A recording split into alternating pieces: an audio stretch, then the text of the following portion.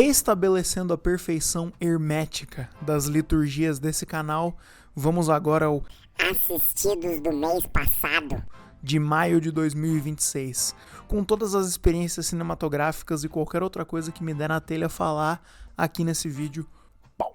O primeiro filme que eu vi em maio, mês passado, foi Quarteto Fantástico, Primeiros Passos, First Steps. Minha opinião sobre esse filme basicamente não mudou nada, desde que eu a gravei em pedra, em um vídeo que já está postado aqui, uma review dedicada nesse canal. Difícil seria que ela tivesse mudado, porque não foi um filme que permaneceu na minha cabeça, não foi uma experiência que ficou reverberando muito. Acho que talvez tenha faltado eu dizer que essa aposta numa estética específica, nessa coisa meio retrofuturista, talvez ainda seja um efeito, ainda esteja ecoando um certo sucesso que WandaVision fez, que naquela época era uma aposta, né, em alguma coisa diferenciada, alguma coisa que não parecesse, meu Deus, todas as outras coisas cinzentas e completamente sem sal que a Marvel fez. Eu penso muito em Guerra Civil, por exemplo. Caralho, como pode um filme ser tão cinzento, tão... Por mais que na época eu tivesse comprado todo o barulho, tivesse comprado todo o hype, porra, eu tava lá nos tempos áureos da Marvel. Mas agora, olhando de longe, olhando pra trás, pra todas essas coisas, realmente tudo parece meio cinzento e nebuloso e meio... Caralho, tudo batido no liquidificador ao ponto de se tornar a mesma coisa. E essa mesma coisa é uma massa cinzenta.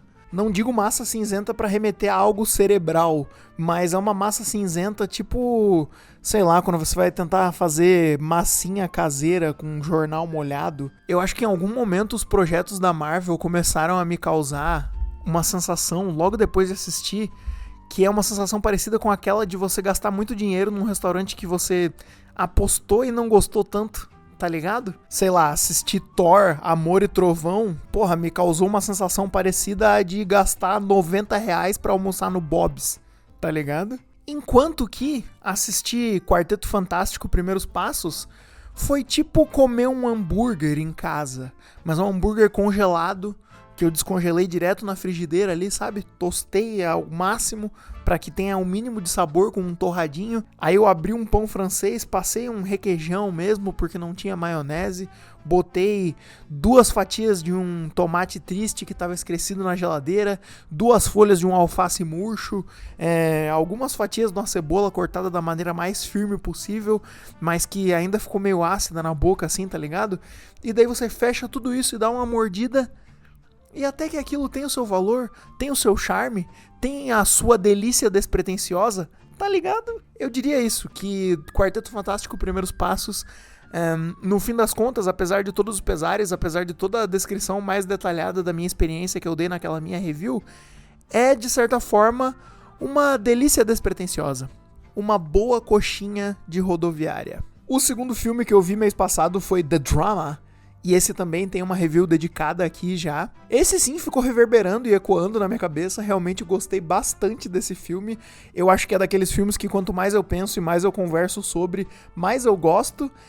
Uma coisa que faltou eu dizer na review, onde eu disse que eu já tinha visto um outro filme desse diretor, que era Dream Scenario, o qual eu não gostei tanto, achei okzinho, bacaninha, legalzinho, mas no geral é um pouco decepcionante, porque desperdiça uma premissa muito legal de sonho e um protagonista muito maneiro, que é o Nicolas Cage, num filme que no fim das contas parece uma maluquice A24 tradicional, sabe? Mas eu já tinha visto um outro filme desse diretor, e isso eu esqueci de falar porque eu esqueci de lembrar, e eu assisti um filme chamado Sick of Myself, desse mesmo cabra. E vou falar pra vocês, na minha lembrança longínqua aqui, esse filme é bem interessante. Eu falei desse filme em algum assistidos do mês passado perdido aqui do canal, mas basicamente a gente tá vendo uma jovem levando a hipocondria aos seus limites mais extremos, assim, transformando o seu corpo num campo de batalha de uma maneira super mesquinha e, torturando a si mesma por razões super idiotas. E lembrando dessa experiência cinematográfica, somando ela com Dream Scenario, somando ela com The Drama, eu acho que esse diretor ele tem um jeito interessante de usar o desconforto como matéria-prima, tá ligado? Isso é bem legal, isso é bem interessante, Mas por enquanto The Drum é o melhor filme dele que eu já assisti. Tem comentários detalhados sobre numa review dedicada aqui no canal. E, bom, bacana. Vamos continuar de olho aí no que esse autor tem pra dizer pra nós daqui pra frente. Depois eu assisti The Secret of NIMH. Eu joguei esse filme lá na minha watchlist depois de ter visto um vídeo no TikTok recomendando ele, e na recomendação dizia que era uma animação esquecida de um período mais obscuro da Disney e que esse filme tinha um verniz um pouco mais dark assim. Eu assisti ele sozinho depois de ver Fluminense e Bolívar, uma partida em que o Fluminense tinha que fazer um saldo, tinha que fazer um resultado.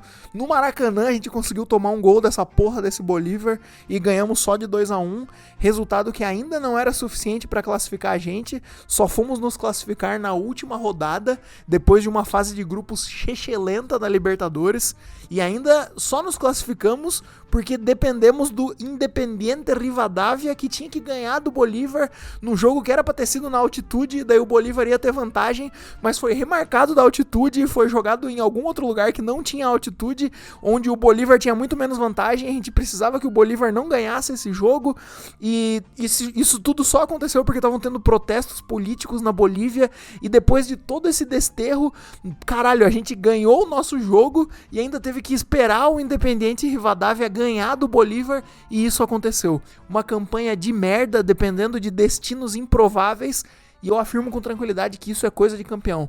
Muito empolgado pra ver como que o meu Fluminense vai voltar depois da Copa do Mundo. Libertadores, tá bem no Brasileiro também, Copa do Brasil tá vivo também, vamos dar-lhe. Mas sobre a animação da Secret of NIMH, caramba, muito bom, muito fofinho, eu adorei a experiência. Realmente ele tem um certo verniz de uma coisa meio dark fantasy. A gente tá acompanhando uma ratinha que é mãe solteira porque ela é viúva, e ela descobre que uma máquina agrícola vai passar em cima da casa dela e ela tem que tirar os filhos dela de lá. E pra conseguir fazer isso ela tem a ajuda de um corvo, e ela tem que consultar uma coruja gigante que é tipo um oráculo da época ali.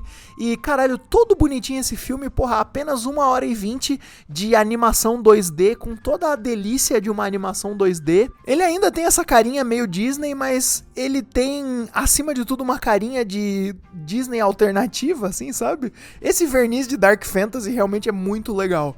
Mas o que sobra, o que boia na superfície de toda essa experiência é uma animação 2D com a delícia da animação 2D mesmo. Tem um misticismo interessante, flerta com uma coisa meio mística, tem uns momentos ligeiramente assustadorzinhos. Porra, uma história bonitinha, com personalidade, uma animação legal, tem apenas 1h20.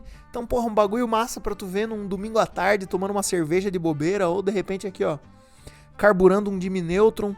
Show. Aí eu assisti The Premature Burial. Caralho, um filme que não estava no meu radar, eu jamais ficaria sabendo que esse filme existe, não fosse pelo meu amigo Celeste, meu amigo do cinema. Então eu fui ao cinema com o Celeste e com a minha amiga Agatha também. Qual cinema, você pergunta? Na Cinemateca de Curitiba. Assisti esse filme de graça na Cinemateca.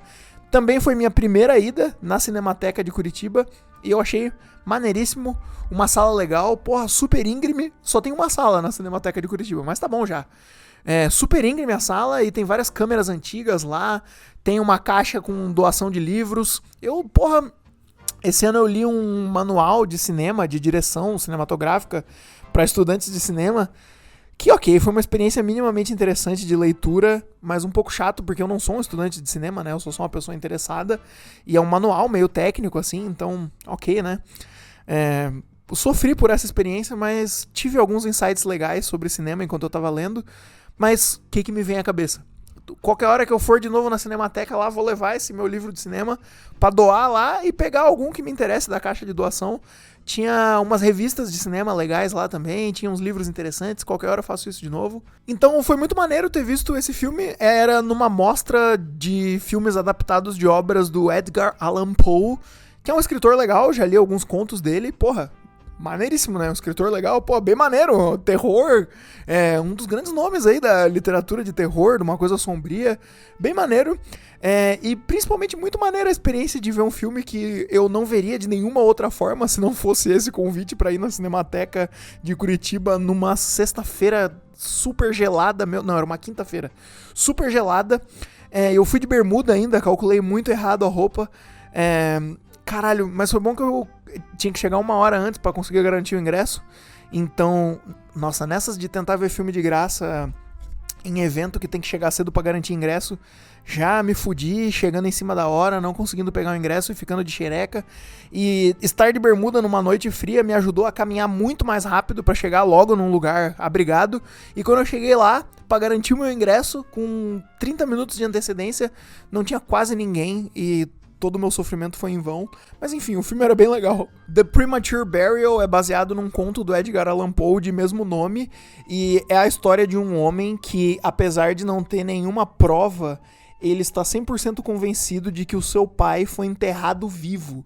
Ele se lembra de, na infância, né, porque eles moram numa mansão e tem tipo um mausoléu no subterrâneo, assim, umas catacumbas, e ele se lembra na infância de ouvir os gritos do pai dele tendo sido enterrado vivo nessa catacumba, mas só ele ouviu e ninguém acredita nele. Então ele cresceu com esse trauma e ele cresceu também com esse medo de sofrer do mesmo destino e de ser enterrado vivo, e daí ele, né, basicamente tá vivendo uma morte em vida com o tanto que ele é obcecado, com o tanto que ele tem essa obsessão macabra. E basicamente durante o filme a gente vai vendo ele sendo consumido por esse medo, por esse pavor de ser enterrado vivo. E caralho, muito legal. É um terrorzinho, né, de 1962. Então, bom, pra quem gosta é um prato cheio, né? Ele tem todo o charminho de terror estadunidense antigo, mas esse com bem cara de coisa antiga e bem cara de coisa de época mesmo, porque, né, é uma adaptação de um conto do Edgar Allan Poe. E enquanto a adaptação, esse conto em específico eu nunca li, quero ler, mas ele me parece traduzir em tela perfeitamente a vibe que eu extraí de quando eu li contos do Edgar Allan Poe, e isso foi bem divertido. É bem atmosférico, né? Parece que eles alugaram todas as máquinas de fumaça disponível pra fazer a fumacinha. Tem umas horas muito engraçadas, que é tipo, o cara tá com a esposa dele, eles falam, meu amor, vamos caminhar pra tomar um ar. E daí eles vão caminhar e eles estão caminhando, tipo, por um pântano super esfumaçado, com uma névoa horrível, e daí óbvio, né, que você tá caminhando por esse lugar, óbvio que você vai ter visões horripilantes e você vai ter o seu medo estimulado, e tudo isso acontece, e tudo isso é bem legal. Em especial tem uma cena de delírio no meio do filme, em que esse protagonista torturado pela própria obsessão, ele tá tendo um pesadelo febril sobre como todas as precauções que ele tomou de maneira ridiculamente obsessiva para não ter esse destino horripilante vão falhando. Todas essas precauções dão errado e ele tá vivendo o pior pesadelo dele, e é tudo meio colorido, meio sombrio, e é super legal. Inesperadamente, mas também tem um aspecto meio Nelson Rodrigues nessa trama, uma coisa de disputa familiar, uma coisa de intriga safada, uma coisa de fofoca mirabolante, que, porra, acrescentou um tanto de diversão na experiência. Teve vários momentos que todo mundo na sessão gargalhou em voz alta com coisas nesse sentido. Divertidinho. Enfim, bem bacana. Qualquer hora eu leio esse conto do Edgar Allan Poe aí pra ver se é mais legal que o filme, tão legal quanto o filme, mas o filme é bacaninha. Acima de tudo, o que eu mais tiro dessa experiência foi uma quinta-feira gelada onde curti um filme com amigos e descobri a Cinemateca de Curitiba, né? Foi a minha primeira ida lá. Vou ficar de olho na programação deles porque assistir filme na telona de graça, bom demais. Depois eu vi Devoradores de Estrelas, que também tem uma review dedicada especial aqui no canal. Outro filme que não cresceu muito em mim, ficou estacionado no mesmo lugar ali, ocupando esse lugar de bobiça espacial. Fofinha, inofensiva, bacana. O que eu não sabia antes de gravar a review, e portanto não falei na review, é que o livro que inspirou Devoradores de Estrelas, o livro que foi adaptado para a tela em Devoradores de Estrelas, foi escrito pelo mesmo autor do Perdido em Marte, que é o Andy Weir, acho que é assim que fala o nome dele. E faz todo sentido, na verdade, né? Acho que meio que a espinha dorsal é parecida dos dois filmes, né? É uma ficção científica com bom humor, onde tem um cara sozinho no espaço tendo que se virar. Mas apesar dessa espinha dorsal ser parecida, o resto dos ossos e dos órgãos dos filmes são bem diferentes. Na minha lembrança, eu gosto muito mais de Perdido em Marte. menos fantasioso, o que, ok, não é necessariamente isso que eu gosto, né? Eu gosto do quão longe Devoradores de Estrelas vai, né? Em encontros inesperados e liberdades fantasiosas ali na sua fantasia científica, mas parece que em Devoradores de Estrelas o drama é sempre cortado pela comédia, sabe? Isso é um tique nervoso meio Marvel. Falei disso demoradamente na review que eu gravei aqui pro canal, mas em Perdido em Marte eu acho que as coisas são um pouco mais sóbrias, apesar de ser um filme engraçado. O que a gente tem que dar o braço a torcer pra Devoradores de Estrelas é que o ator principal é 1 milhão de vezes mais carismático, né? O Ryan Gosling aqui, e lá no Perdido em Marte era o Matt Damon? Era, né? Mas enfim, fiquei com muita vontade de ler Perdido em Marte. Leria o Devoradores de Estrela também pra saber se a ficção científica é um pouco mais elaborada e é um pouco menos perdida no meio de toda a palhaçada fofinha. Mas o jeito que o Perdido em Marte foi escrito é muito legal, né? Porque o Andy Weir, ele é um engenheiro de software e escrever meio que era um hobby dele só. E um outro hobby maluco que ele tinha era de tentar planejar, projetar como seriam missões mirabolantes no espaço. E foi numa dessas que ele escreveu o Perdido em Marte, né? Ele tinha um blog que ele ia alimentando lá com os capítulos dos livros, e outros nerdolas espaciais que tinham profissões científicas iam dando pitacos e ajudando ele a ajeitar e deixar a história mais cientificamente... Qual é a palavra que eu quero? Verossímil.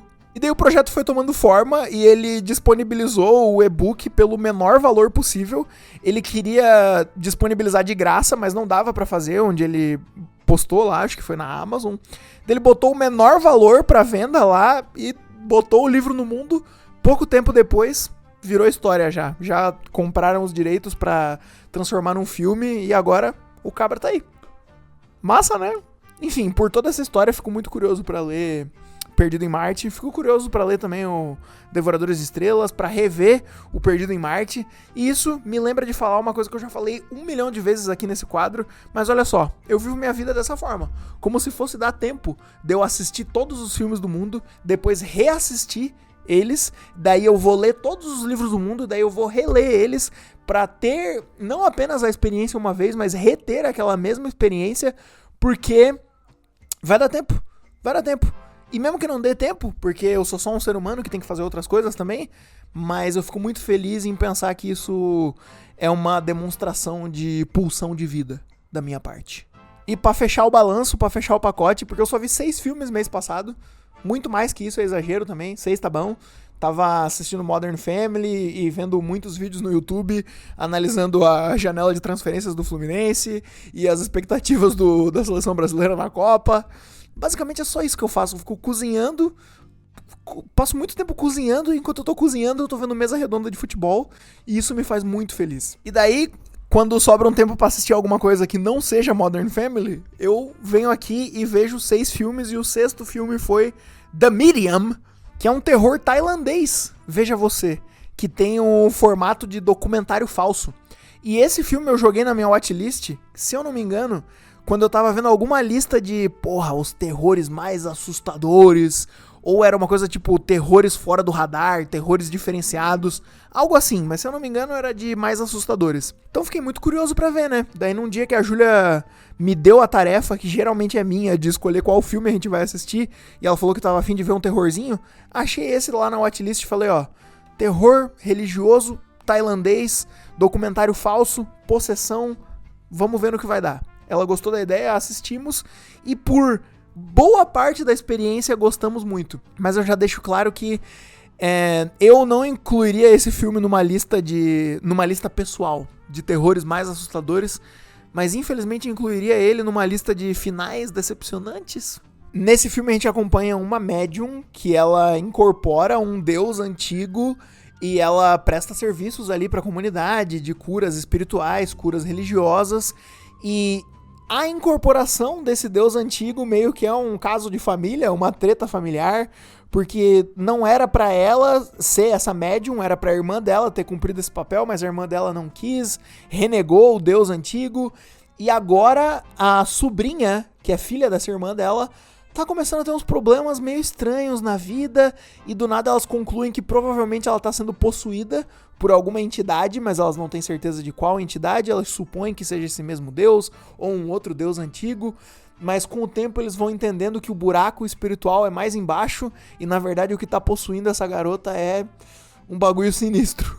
Pô, eu não diria que o final estraga o filme, ainda achei uma experiência bem instigante, bem interessante e em alguns momentos bem assustadora, mas, pô, foi um final que deu uma boa roubada na minha brisa. Pô, por boa parte, esse filme é, pô, a gente entendendo as peças sendo posicionadas ali numa ambientação que, pô, não é típica pra mim, né? Não sei quantos filmes tailandeses eu já vi, quantos filmes se passando na Tailândia, mas assistir um filme religioso que não é da religião cristã, pô, já é diferenciado pra mim por si só, achei interessante toda a ambientação do filme e toda a construção é muito boa, é muito paciente, é muito fiel a essa estética de documentário falso, a gente tá acompanhando a tia ali nos rituais dela, fazendo as coisas dela, tentando entender o que tá acontecendo com a sobrinha, e quando começa a acontecer as coisas com a sobrinha, porra, vai virando uma grande tragédia, né? Tu vê a vida de uma jovem sendo destruída por algo que ninguém consegue compreender e ninguém consegue ajudar ela e aos poucos ela vai, caralho, se desfalecendo, se fudendo nessa porra dessa doença espiritual, dessa possessão maldita que tá devastando a vivência da garota. E as manifestações fantasmagóricas, possessivas, espirituais são bem pontuais e são bem creepy. Meu, tem uma cena que é um reflexo na janela do carro, assim, que é ligeiramente perturbador. É tipo, é perturbador no nível certo, assim, tu começa a reparar, tu fala, caralho. E aquilo ali vai sutilmente te tirando do sério, te tirando do prumo, te assustando, mas as coisas claramente estavam escalonando, estavam crescendo em direção a alguma coisa, e em determinado momento a gente entende que essa alguma coisa era o grande ritual final que ia acontecer. E eu não quero dar nenhum grande spoiler, por mais que, ok, esse seja um canal que não se importa tanto com spoiler, mas esse quadro do Assistidos do mês passado, eu quero que ele cumpra uma função de recomendação, né? Porra, um amigão da vizinhança aqui indicando uns filmes pra vocês, e talvez vocês não tenham ouvido falar desse aqui ainda, então deixa abaixo, assiste aí se vocês ficarem interessados. Mas um aspecto específico que eu não gostei do final, não apenas é que o final é grande demais. Eu acho que meio que a escala aumenta tanto que acaba atraindo um pouco a premissa, a simplicidade do documentário falso e de ser sutilmente creepy, mas especialmente tem uma hora no final, no ritual, que meio que basicamente vira um filme de zumbi por alguns momentos. Eu achei meio muito traidor da premissa. Apesar disso, ainda assim, no terço final do filme ali tem coisas bem escabrosas, bem desconfortantes, desconcertantes, bem desconfortáveis, bem extremas que acontecem, que causaram uma reação em mim.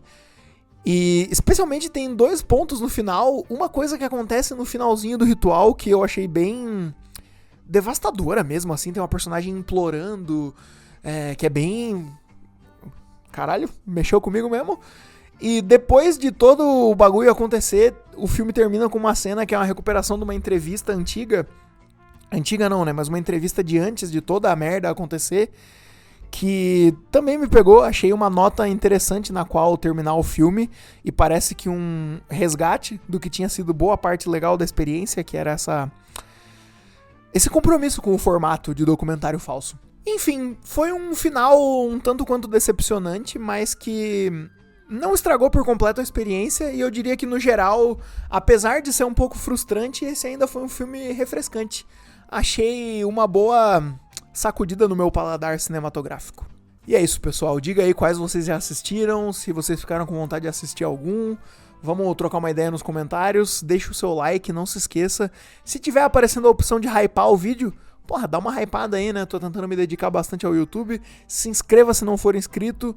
E até mês que vem com esse quadro, mas até amanhã, provavelmente, com vídeo novo já. Beijo. Tchau, tchau.